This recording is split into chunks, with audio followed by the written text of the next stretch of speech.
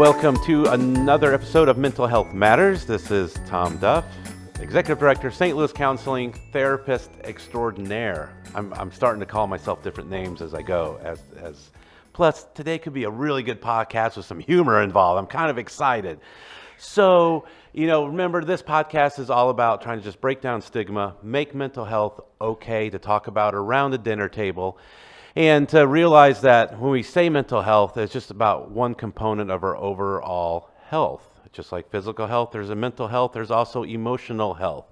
And sometimes people always say like, okay, mental health, but it's different than a mental illness. So some people have a diagnosable mental illness. And at times in this podcast, what we want to do is just talk about, just life and stressors and things like that can come about, and getting to the bottom of those things and just opening up the doors to conversation. And so with that, today we have an extraordinary guest, Mia Jackson. How are you, Mia? Hello, I'm fine. How are you? Thanks for having me on. I'm so excited you said yes. So you are in town. We are in town for the next couple of days here in St. Louis, but you travel, right? Because you are I'm a stand-up comic, guys, a stand-up comedian. I'm all over the place. Wow, I'm very comfortable on the mic, right? Too comfortable. Too comfortable. Maybe. Okay, so I got a question right off the bat. When did you realize you were funny? And then when did you realize, let me do something with this? Well, okay, so when I was 14 specifically, I do remember thinking that I was funny because I would watch a lot of the different comedy shows that were out at the time. And I was also in marching band, so I was a band nerd, which is super cool. What was your instrument? Very cool. I played the flute. Okay. I was a 6 foot tall flautist. Looking like, really like I was holding a piccolo. Because you're so big, ridiculous. Of course. But I remember like my friends and I, we would sit on the band bus and we would repeat a lot of the jokes we had seen on these different shows. And so I remember a friend of mine telling me, she said, well, when you repeat the jokes, everybody laughs. When I say it, nobody laughs. And I said, it's because I have better comedic timing than you. And I was 14. I'm like, what am I doing knowing about comedic timing? So I thought, maybe I'm funny. Maybe I'm hilarious. But my friends would always say, you're not funny, you're goofy, and there's a difference. And so I used to kind of hold it on the inside, like, I think I'm pretty witty. I think I'm funny. And then probably about a year or two out of college, I think that's when I went, I think I'm going to go to an open mic, see if I can try to tell some jokes. Yeah, like, how does this work? Yeah. So where'd you go to college at? I went to the University of Georgia. Really? So, go Dogs. Go yes. Dogs. In Athens, Georgia. Yes. So what did you go for? Like, what did you want to be when you grew up?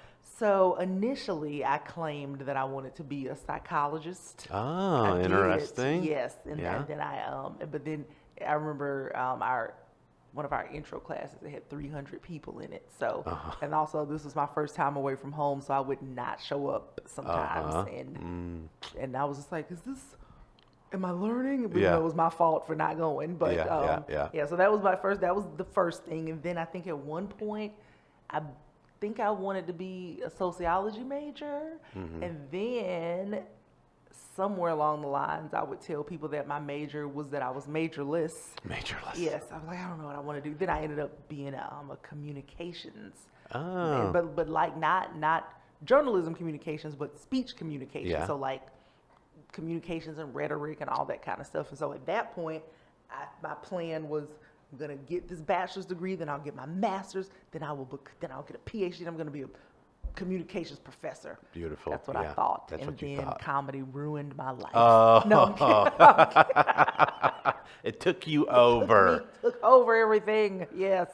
So how many years you been doing comedy then? Full time, I've been doing it about 5 years full time, but about 10 overall. Yeah. Of time that I would count where I was actually trying to be serious about it. Yeah. Yeah. So and you do one of the things that I think creates the most anxiety in most people, right?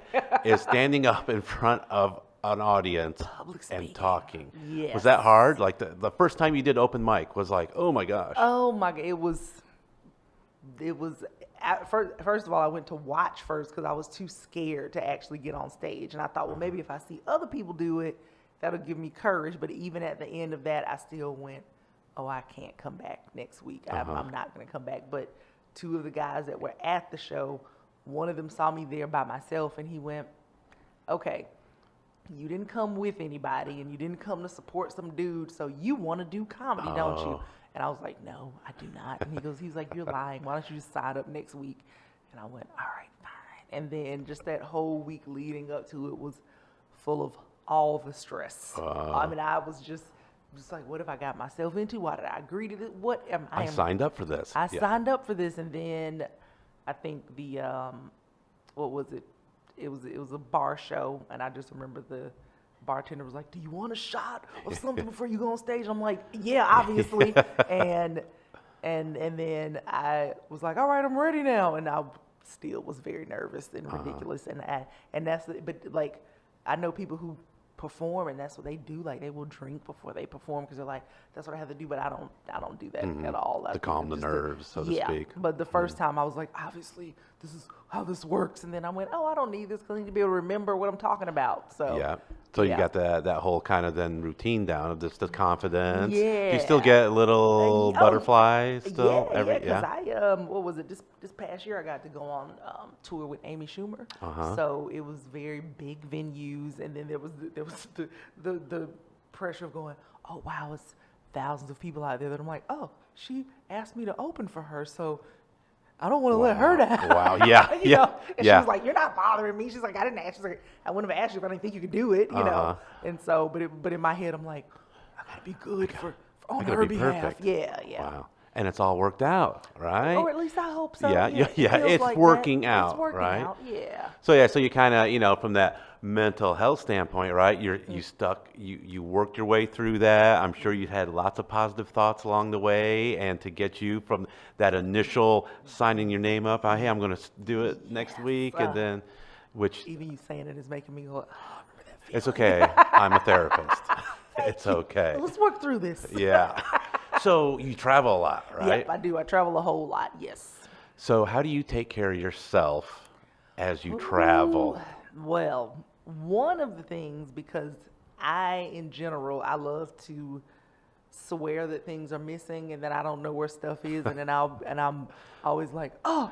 So for years, I would pack last minute and ultimately forget everything that I need. And I'm like, oh, when I get to this place, I'm gonna have to buy this thing. So what I have done now, I try to get into this routine of, all right, I know that I'm traveling, so let me get my little checklist of all the things that I need done. And until I got it down to a routine, I would actually get like one of those, just print something off the internet where it's like, here's a packing list, or you need this thing, this thing, this thing. And then I would read about a lot of stuff of, oh, this will help you. This is better for traveling, get packing cubes, do this stuff. So now that I do those things, it makes it so much easier where I'm like, oh, pants go in this little bag, and everything is all neat and together. And now when I need something for a trip, it's usually like, oh, that was purposeful where I went, oh, well, you know what, I'll wait till I get there, as opposed to being like, I forgot all of my clothes, which I totally did one time. Whoa. That'd be like a really important thing, right? Oh my God. I was so proud of myself one day because I left work early.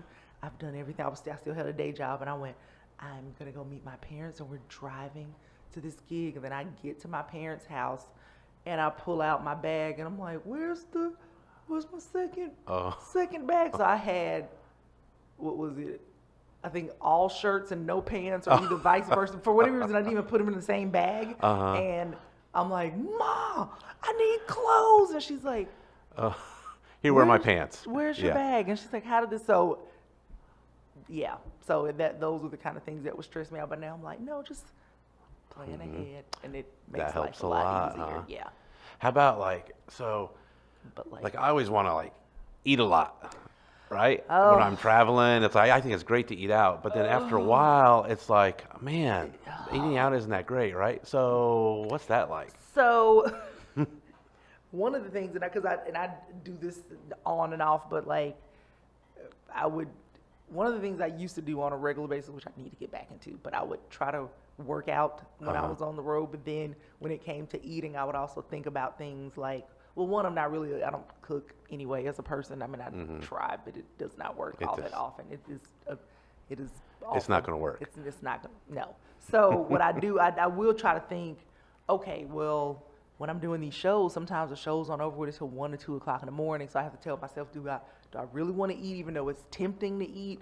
And so I have to try to manage that within myself to go, oh, don't just eat because it's 1 or 2 o'clock in the morning. Like, just wait, or go drink some water or do something. So in my head, I am a lot of times looking at menus going, okay, well, if I was at home where other people would be cooking, because I wouldn't, but I'm like, if I was at home, I'm like, what would be the closest thing to something I would eat at home? And let me not try to go crazy with things, because I do know that sometimes I do tend to be an emotional eater where I'm like, dang, I'm stressed out and I want to do this. So I try to be mindful. It doesn't always work, but I do try to say, like, do I really need to eat this thing at this time? Or do I really What's need your go-to? What's your go-to, like, snack snacks? that you would crave? Oh my God. So when I'm on the road, sometimes when I know that I need to stay up,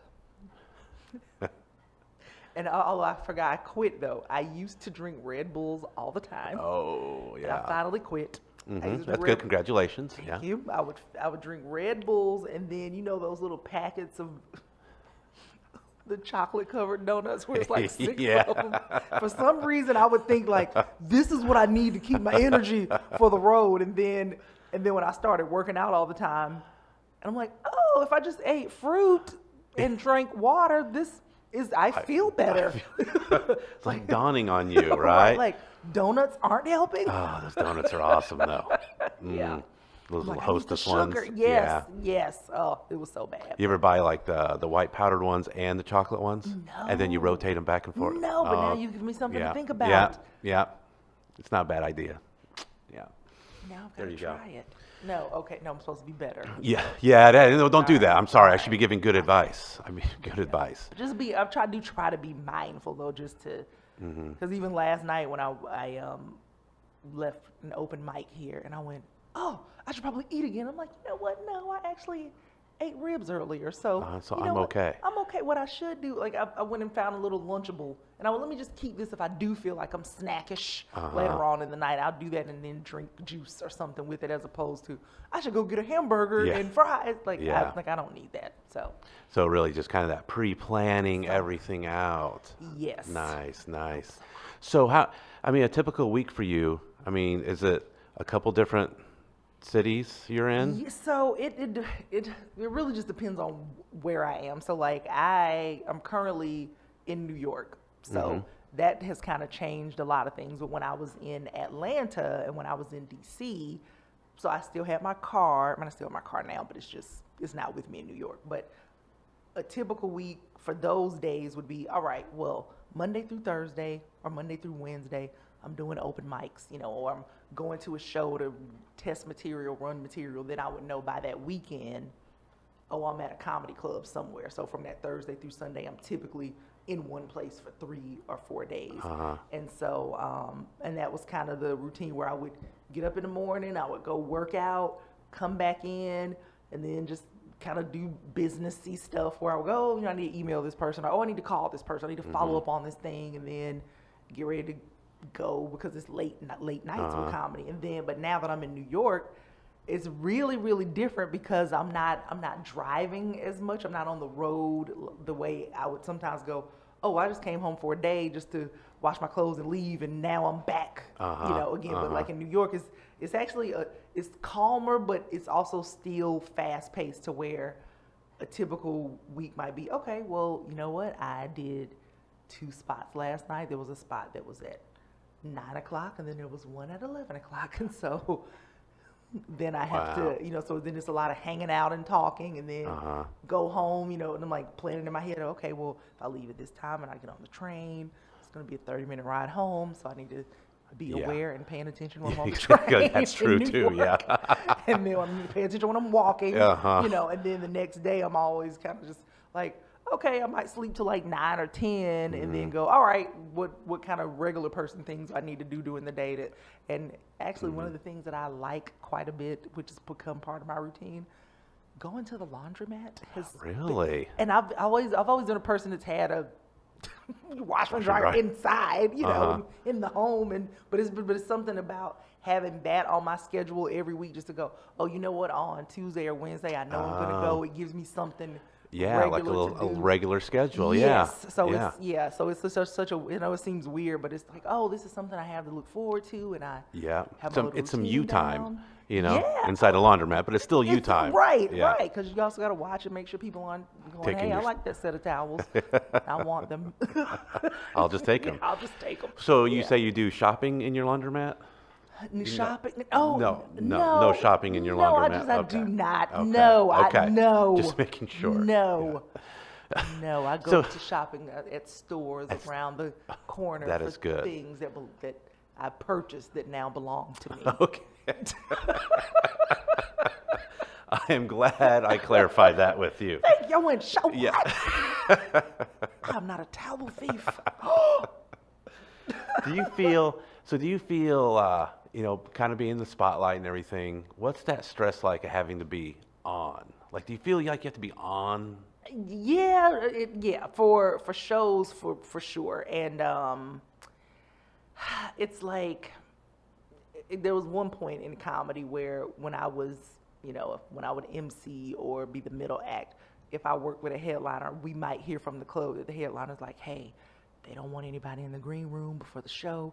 They don't want this thing. And back then I would go, oh, well, aren't they rude? Like, how could they not want me to be in the green room with them bothering them before the show because I'm amazing? Yeah, I'm Mia. I'm Mia. Why do they not want my presence in there? And then when I started being the headliner myself, I went, oh, okay, I get it now. Because sometimes you just want the peace and quiet, because you have to work, you know. And I tell people this a lot too, where I've talked to, as we call non-comedian civilians, and so you guys got jokes all the time, don't you? Yeah. And so I've had friends go, like, yeah, you ought to be able to come hang with me. I mean, you only were on stage for 30 minutes, or you were only on stage for 45 minutes. Like, why don't you want to come out with us afterwards? And then I'm like, oh no, I don't think you know that 45 minutes for me was like a 9-to-5 work day, you know, because it's so much where you're like, I have to remember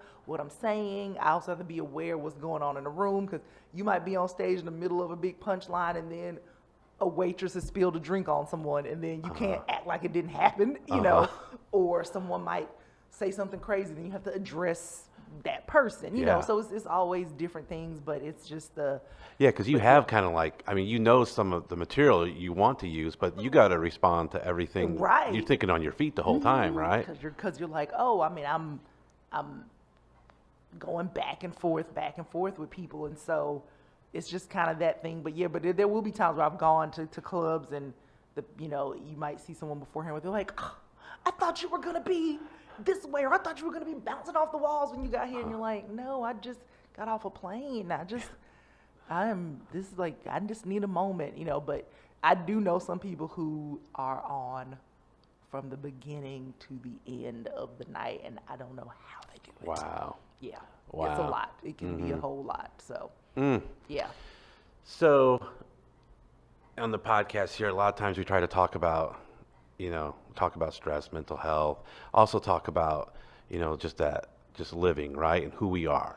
So being African-American female in the comedy industry, have you fought a lot of just like, I don't know, stereotypes, uphill battles and stuff? For sure, because I mean, comedy, and this is just very well documented, it's a white male-dominated field. Like, and then second is Black men, and if you look at the calendar of pretty much any club around the country, you'll mostly see men headlining. Like, that's just what it is. And people aren't used to seeing women, period, get up and go, I have an opinion and I got things I want to say. Yeah. So sometimes you have it is 2019, right? Right. Yeah. Oh, you would be, my God. But sometimes, so there's that battle where there will be people who come in with just the idea of, oh, I'm not planning on laughing at you at all because I don't think women are funny. I mean, I've had so many shows where afterwards, and people say it like it's a compliment too. They'll come up and go, you know, I normally don't like women talking. You know that, right? I don't like to hear women say anything. In fact, I'm gonna be honest with you, I don't think women are funny.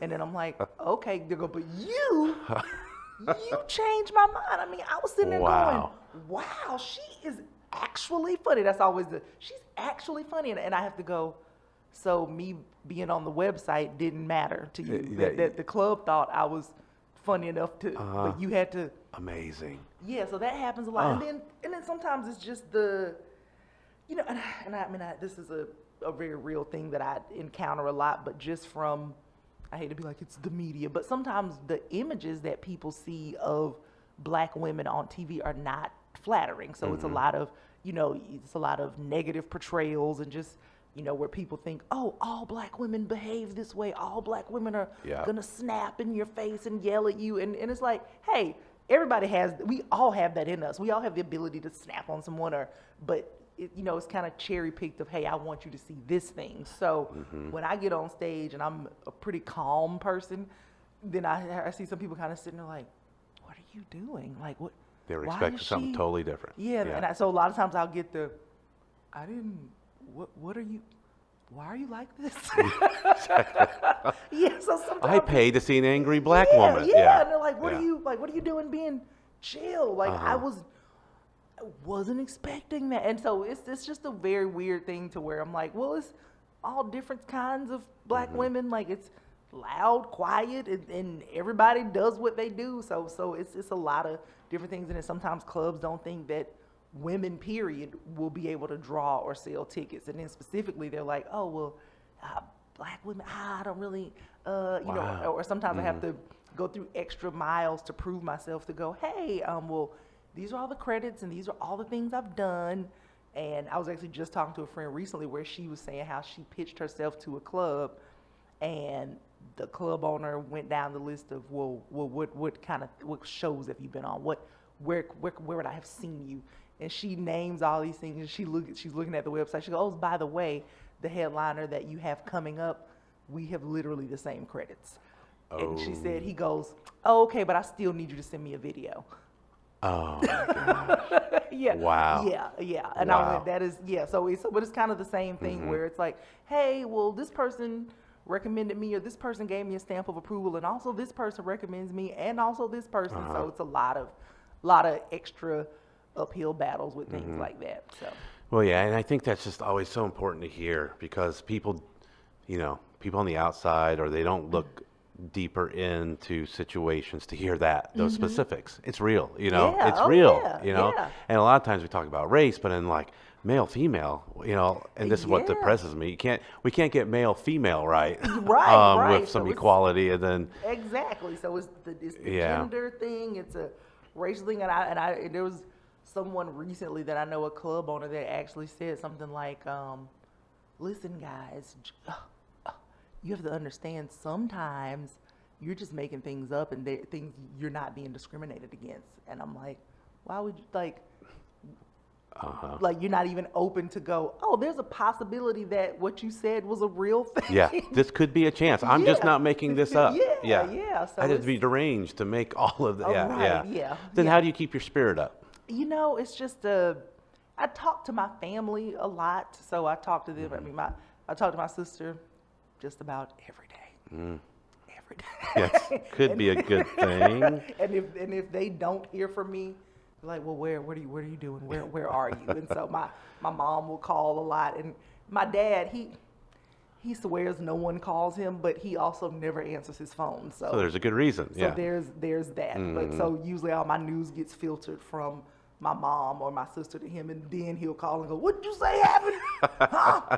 What happened? Why didn't you tell me? And I'm like, I tried to tell you, but you didn't pick up your phone. So, flip phone, maybe it's a flip phone. It's not as easy for him.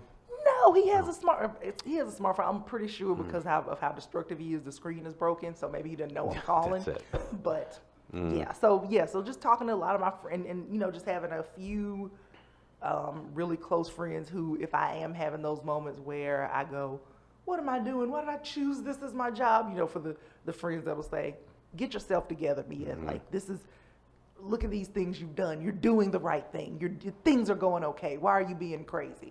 So they keep you centered, right? Yeah, all right. Absolutely. Well, we've been here today with Mia Jackson. We have, I could spend hours more talking to you, but I know you have a very busy schedule the rest of today as well as going in the next few days. But no, I think you share some really good, one, insight into like your world, but two, how we keep our own mental health up in a very stressful world, and keeping your spirit up, using relationships, leaning on people, being proactive and having that schedule to stick to as well too. And checklists sometimes help you know where your clothes are at. Oh, right. Paper checklists help me, and then also just the like apps in my phone where I can go and hit the little check mark to go, oh, that task is done. A that little thing is technology done. action. Very Yes. nice. Awesome. Yeah. Well, Mia, thank you so much for joining us, Thank and you. Your voice good is so luck. peaceful. Thank you. Well, that's my therapist voice I'm using. It's the best. Take care, everybody. See you next episode. Thanks. This has been Mental Health Matters with Tom Duff of St. Louis Counseling Services. Check out stlouiscounseling.org for more information.